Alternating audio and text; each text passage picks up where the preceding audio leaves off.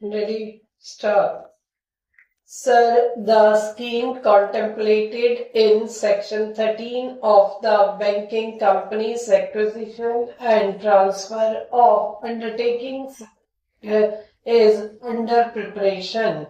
Government officials are consulting the Reserve Bank and the chief executives of nationalized banks.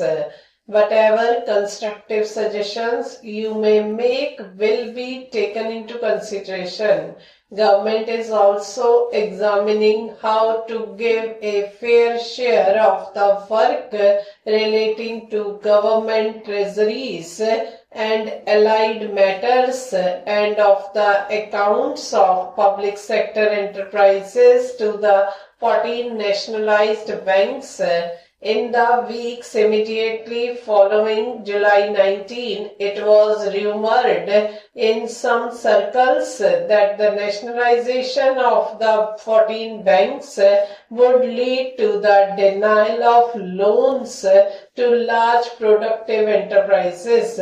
Nothing could be farther from the truth, and I am sure that you know this. The production of goods and services useful to the community must expand fast.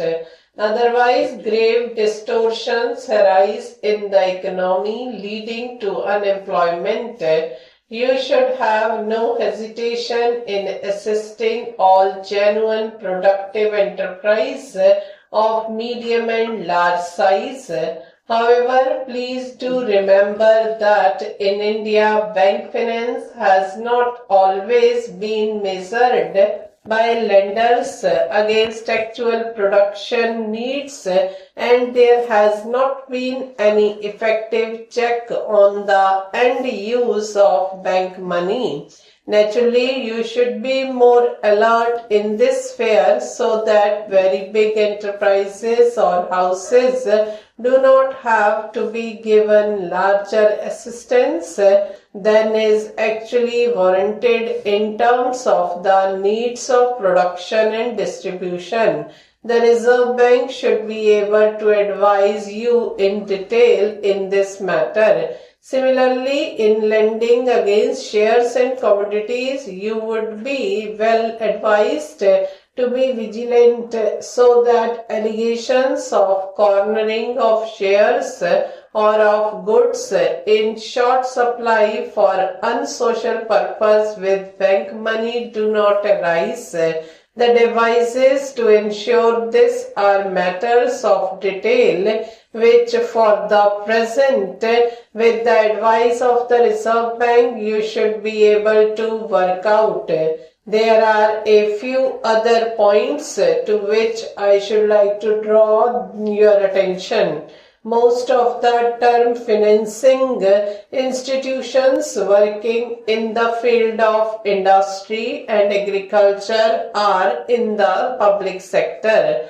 As there is a great government representative on the board of every financial institutions, there is a greater opportunity than before to coordinate our actions and attitudes with term financing bodies, particularly at the state level, so that the short-term and long-term needs of development are adequately taken care of.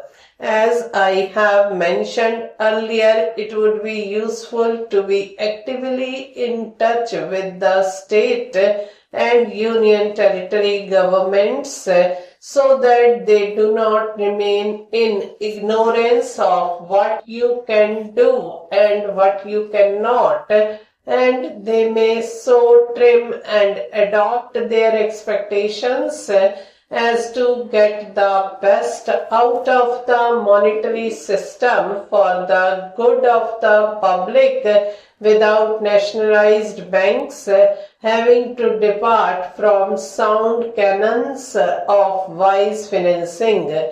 Incidentally, this might mean you're subjecting governmental projects to constructive but careful scrutiny advising the governments what particular precautions they should take in their own and the public interest, and you discontinuing the hitherto frequent practice of leaning heavily on government guarantees. You are aware of the current tensions in the minds of the rising generation and the main causes of these. One of the irregularities we must correct is the complaint of neglect and incomprehension which the student community appears to make against established authority. It is good to learn that some of you have schemes for financial assistance to students in need. These schemes deserved wide publicity. Those like you who have knowledge and experience of business, industry and the monetary system can also usefully establish closer touch with the student community. Perhaps you and your senior officials could occasionally arrange meetings with young people and also with other sections of the public. I am glad to know that some of you are trying to use Hindi and regional languages in your contacts with your customers and the public. I think it is necessary to evolve some positive attitude to the language problem over which there are strong feelings in the country. I should like to assure you that the government has no intention of forcible amalgamation of one nationalized bank with another or of upsetting the management of any bank which does its best to achieve well-known objectives. If structural changes in banks are felt to be necessary in the light of working experience wherever possible, these should come about through consultation and coordination. The fear was expressed to me by some smaller banks whether their voice would be heard equally along with bigger banks. I am sure that his will be so. The misunderstanding which arose in some uninformed circles after nationalization is settling down. I am sure that soon it will disappear altogether. The nationalized banks, the Reserve Bank and the Central Bank will, however, be judged by the country mainly by quality and depth of the endeavor they make towards ensuring social and economic justice and for upliftment of the weaker sections of society. Stop.